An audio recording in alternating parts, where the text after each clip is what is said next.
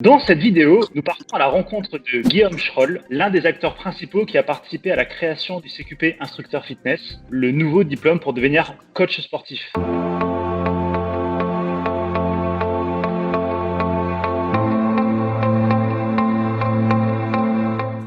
Bonjour Guillaume. Bonjour Frédéric. Donc c'est Frédéric Balusso du blog Réussir sans BPGEPS, le blog qui aide les coachs sportifs à obtenir leur diplôme et à vivre de leur passion. Vous pouvez télécharger gratuitement les livrets pour bien choisir votre centre de formation CQP, Instructeur Fitness ou BPGEPS AF en haut à gauche ou à droite là, ainsi que mes 5 conseils pour réussir votre entretien oral d'entrée. On va présenter rapidement Guillaume Schroll, parce qu'il a plusieurs casquettes. Donc Guillaume Schroll, tout d'abord, il est vice-président de France Active, l'un des deux organismes à l'origine du CQP Instructeur Fitness. France Active est un syndicat patronal, syndicat d'employeurs du secteur du fitness. Il regroupe notamment les principales enseignes comme l'Orange Bleu, Basic Fit ou encore Keep Cool. Guillaume Schroll est également président de la commission professionnelle consultative sport et animation, qui est une commission qui donne son avis et conseille le gouvernement. Alors, président du collège employeur. Président du collège employeur. D'accord. Okay. Ensuite, il est directeur général de Human Active, qui est une société de consulting pour la formation et le sport en entreprise. Et enfin, last but not least, comme disent les Anglais, c'est un auteur de thriller amoureux qui mérite d'être davantage connu. Il a écrit le roman 2 secondes que vous pouvez trouver sur Amazon. D'ailleurs, sur Amazon, tu l'as mis à 99 centimes, là, j'ai vu, là, au niveau numérique. Pendant le confinement, ouais, j'ai fait une offre spéciale. Voilà, donc là, c'est vraiment pour que vous le lisiez quasiment gratuitement. Donc, c'est sympa de sa part. Également, donc, un prochain livre qui va bientôt sortir, Le Pacte Noah, que j'ai eu le plaisir de pouvoir lire un petit peu en avance et qui devrait sortir prochainement. Si vous aimez être tenu en haleine jusqu'à la dernière ligne et même voir comment le monde évoluera demain, c'est extrêmement intéressant. Merci Frédéric. Donc, on va se recentrer un petit peu sur ce qui intéresse les lecteurs du blog. Pourquoi le CQP Instructeur Fitness? Pourquoi est-ce qu'il y a un nouveau diplôme alors qu'il y en a qui existent déjà? Et quelle en est son origine? L'origine de ce diplôme, elle vient des employeurs qui depuis très longtemps demandent des certifications qui se rapprochent un peu plus de ce qui se pratique dans d'autres pays, en particulier de nos voisins européens. À l'été 2018, 2 organisations ont proposé d'organiser un CQP au niveau de la branche professionnelle du sport. Donc il y a eu la Fédération nationale de fitness et France Active, et la branche du sport nous a demandé de travailler ensemble pour la conception de ce CQP. C'est ce qui s'est produit. J'ai été le trait d'union entre les deux structures, puisque j'ai été appelé à coordonner toute la création de ce nouveau diplôme. La genèse, elle est liée quand même avant toute chose à des critiques du monde des employeurs à l'égard des BPGEPS qui pour eux sont pas toujours adaptés, sont parfois trop longs. Les réformes récentes ont mis en avant l'haltérophilie qui n'est pas vraiment une pratique que l'on retrouve dans la plupart des salles. On se plaint aussi des tests d'entrée qui sont pas toujours très adaptés, d'une ouverture de sessions en cours collectif insuffisante pour faire face à la demande d'emploi. Bref, il y avait pas mal de choses qui ne convenaient pas aux employeurs. Donc c'est vraiment ce constat de départ qui a engendré la création du CQP Instructeur Fitness. D'accord. Effectivement, il y avait pas mal de points. Donc, tu as cité indirectement certains points forts du CQP Instructeur Fitness. Est-ce que tu en aurais d'autres comme ça à mettre en avant? Oui, c'est vrai que le point fort majeur, c'est la vision professionnelle. Ce sont des contenus qui ont été validés par une équipe plurielle, puisque quand on a commencé à travailler sur le CQP Instructeur Fitness, j'ai pas travaillé tout seul dans mon coin et j'ai sollicité un panel de personnes qui représentaient tous les acteurs du système fitness. Donc, des organismes de formation, des employeurs, aussi bien des gros réseaux que des travailleurs, enfin des salles indépendantes, des coachs, des formateurs. On avait autour de la table un certain nombre de personnes qui pouvaient donner leur avis et qui a permis à ce diplôme de correspondre aux attendus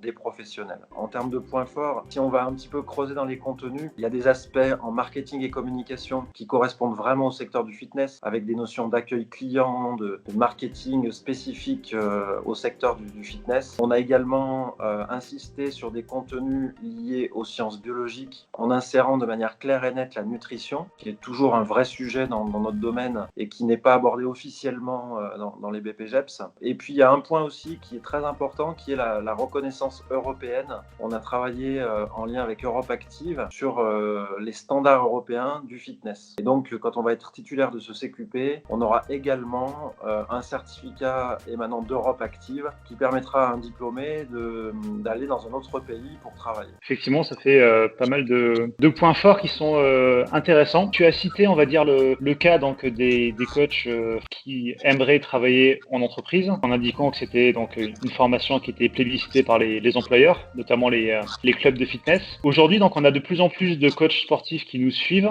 qui aimeraient bien devenir indépendants et donc faire du coaching à domicile ou bien dans un studio de coaching. Dans leur cas spécifique, qui d'ailleurs intègre beaucoup de gens en reconversion professionnelle, est-ce que ce diplôme est bien adapté également? Oui, tout à fait. Ce CQP, il a été conçu comme un diplôme d'entrée dans le métier. Donc, à tous ceux qui critiquent le fait que ce soit trop court, que ce soit pas suffisant, etc., il faut bien penser que ce diplôme est un diplôme d'accès au métier, mais qu'en rien, il ne faut négliger la formation continue. Et aujourd'hui, c'est le diplôme qui va permettre de commencer à travailler, mais quelqu'un qui veut faire du coaching, il va avoir intérêt à continuer à se faire des formations, à s'interroger sur les pratiques professionnelles et à se tenir informé des évolutions. Le point fort, c'est qu'on peut commencer à travailler plus facilement avec ce diplôme, mais derrière, bien évidemment, ce n'est qu'un premier pied dans le métier et il faudra continuer à travailler pour se perfectionner.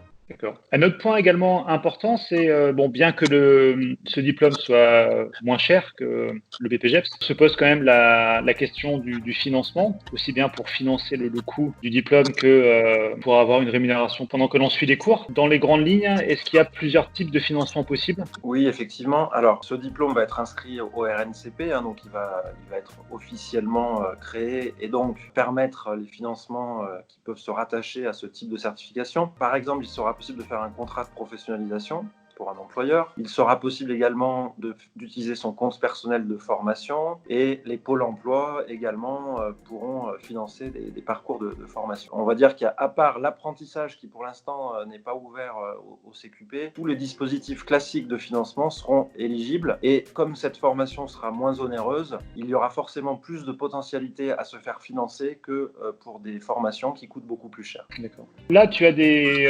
principalement des personnes qui veulent devenir coach sportif, donc qui vont regarder cette vidéo, se pose la question pour ces personnes-là de comment aujourd'hui bien choisir mon centre de formation. Aujourd'hui, il n'y a peut-être pas encore beaucoup de choix, demain il y en aura beaucoup plus. Est-ce que tu as des conseils à leur donner pour déjà connaître l'ensemble des centres de formation qui existent autour de chez eux et ensuite pour savoir comment bien les choisir? Ça, c'est vraiment une thématique que vous connaissez bien sur votre blog. Donc je pense que vous êtes les plus à même à donner un regard sur les organismes de formation. Moi, j'aurais forcément un devoir de réserve, puisque nous, on a un cahier des charges d'habilitation. Les centres de formation qui vont répondre à ce cahier des charges d'habilitation et qui seront habilités, c'est que pour nous, ils ont les qualités requises en termes d'organisation, d'équipe pédagogique, de locaux, etc. Après, bien évidemment, on le sait, il peut y avoir différentes qualités au travers du minima qui permet d'être habilité. Nous, en tant que délégataires du CQP, on ne se positionnera pas sur des avis. On donnera la liste des centres de formation. On estime que dès le départ, il y en aura au minimum une cinquantaine. Quand je dis au départ, ça va prendre quand même quelques semaines, voire mois, pour que le processus d'habilitation puisse se faire pour tout le monde. Mais assez rapidement, il y aura une offre de formation sur tout le territoire national. Moi, j'ai dirigé un centre de formation, donc je connais bien le secteur. Moi, le conseil que je donnais toujours à des personnes qui se renseignaient, c'était de solliciter des personnes qui ont déjà fait des formations. Demander à des coachs autour d'eux ce qu'ils pensent de la formation, où est-ce qu'ils se sont formés. C'est recueillir des avis finalement externes, puisque en tant que centre de formation, on va toujours dire qu'on est les meilleurs. Quand on dit qu'on est le meilleur, le futur stagiaire ne nous croit pas forcément. Et donc, il va aller se renseigner. Donc, je pense que c'est pour ça que le type de blog comme celui que vous tenez sont particulièrement intéressants, parce que vous avez un regard qui est un regard externe, de neutralité. Donc, voilà, je pense qu'il faut se renseigner, aller chercher les avis qui peuvent être donnés sur Internet pour pouvoir choisir son centre de formation. D'accord. Effectivement, donc c'est pour ça qu'on a le livret que vous pouvez télécharger gratuitement sur la page d'accueil du blog Bien choisir son centre de formation, CQP instructeur fitness ou BPGEPS activité de la forme, parce qu'en fait finalement les centres choisissent en fonction de votre projet, de votre personnalité et de votre profil. On a parlé pas mal des points forts du CQP instructeur fitness. J'imagine qu'aujourd'hui vous êtes très attendu au tournant, qu'il y a des regards critiques un petit peu autour de vous. Vous, pour que les choses se passent bien, quels sont d'après toi les principaux points point de vigilance? Déjà, c'est une formation effectivement qui est plus courte, elle peut être critiquée pour cela, mais les attendus de sortie sont les mêmes. Donc là, il y a un vrai point de vigilance qui regarde tout le monde en fait, aussi bien les employeurs que les organismes de formation. C'est comment on construit des parcours différenciés en fonction des profils de candidats. Si je prends l'exemple de quelqu'un qui sort de terminale, qui vient d'avoir son bac, à tout juste 18 ans, il va être compliqué, parfois, souvent même, d'être tout de suite dans la posture du coach sportif. Il va falloir que l'on réfléchisse collectivement à des parcours avec des phases préparatoires, avec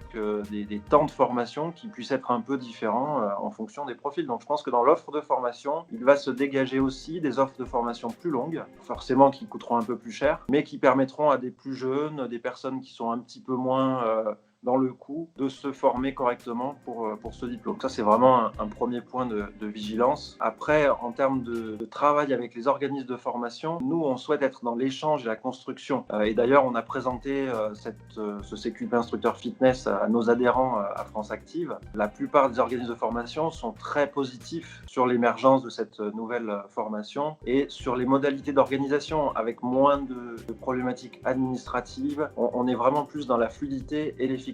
Donc je pense que tous ces éléments-là vont permettre quand même de gommer les quelques inquiétudes qui puissent légitimement y avoir par rapport à ce nouveau diplôme. Après, en termes de vigilance pour le candidat, c'est de dire attention, on est sur une modalité de formation qui demande des gens compétents pour les employeurs et on a essayé de concevoir des épreuves de certification qui prennent en compte cet aspect-là. Par exemple, sur les sciences biologiques, anatomie, physiologie et nutrition, on va organiser un QCM national. Donc tout le monde sera logé à la même enseigne et il faudra potasser. Ce ne sont pas les cours qui vont à eux seuls donner tout le contenu de ces domaines. Et il faut aussi remettre à la juste place le travail personnel, le fait de potasser des bouquins et de travailler pour obtenir un examen. Et je pense qu'avec cette modalité d'examen-là, il faudra davantage travailler sur ce secteur que dans un BPGEPS où la matière en question, elle n'est pas très lisible dans les méthodes de certification. Donc ça, c'est un point de vigilance parce que je pense que là où tout le monde se dit le CQP, c'est bien, c'est plus rapide, c'est plus facile, ça reste à prouver et ça ne sera pas forcément le cas. D'accord, ok. Un autre point aussi, c'est les modalités d'évaluation de ce CQP sur les épreuves cœur de métier où la commission d'évaluation sera composée de 3 personnes, dont une seule personne du centre de formation. On aura également un coach sportif externe au centre de formation et un employeur externe au centre de formation. Donc il y aura vraiment un regard extérieur sur les évaluations. D'accord, ok. Afin d'avoir un maximum de neutralité dans la prise de décision finale. Très bien. Exactement. Pour clôturer ça, est-ce que tu aurais une question que tu aimerais poser au lecteur ou que tu aimerais qu'il se pose? Ça fait 2 ans maintenant, bientôt, qu'on est sur ce projet. Bien évidemment, on a vu quelques critiques émerger sur les réseaux sociaux. La question que je me pose, c'est comment est perçu ce CQP Instructeur Fitness. Les gens qui nous écoutent, de savoir quel est leur avis finalement sur ce CQP Instructeur Fitness. Est-ce qu'ils trouvent ça bien? Est-ce qu'ils trouvent ça moins bien? Et de connaître un peu leur perception vis-à-vis de cette nouvelle certification. Donc ce sera très intéressant si vous voulez mettre ça au niveau des commentaires de la vidéo, comme ça aussi bien Guillaume que moi pourront voir ce que vous mettez et puis et voir si ça vous pousse à postuler à ce diplôme. Aujourd'hui, je dois quand même préciser le contexte de l'interview. On est encore en période de confinement, là, on est mi-avril. Le CQP Instructeur Fitness n'est pas encore inscrit au RNCP. Et si vous voulez aller plus loin dans la connaissance de ce diplôme, il y a 2 articles sur le blog sur le CQP Instructeur Fitness. Un qui se pose la question, est-ce que c'est le Graal pour les futurs coachs sportifs? Et l'autre article qui compare le CQP Instructeur Fitness avec le BPGEPS AF. Donc vous trouvez ça sur le blog. Pour retrouver Guillaume Schroll, tout sera indiqué dans la description de l'épisode. Si la vidéo vous a apporté quelque chose, qu'attendez-vous?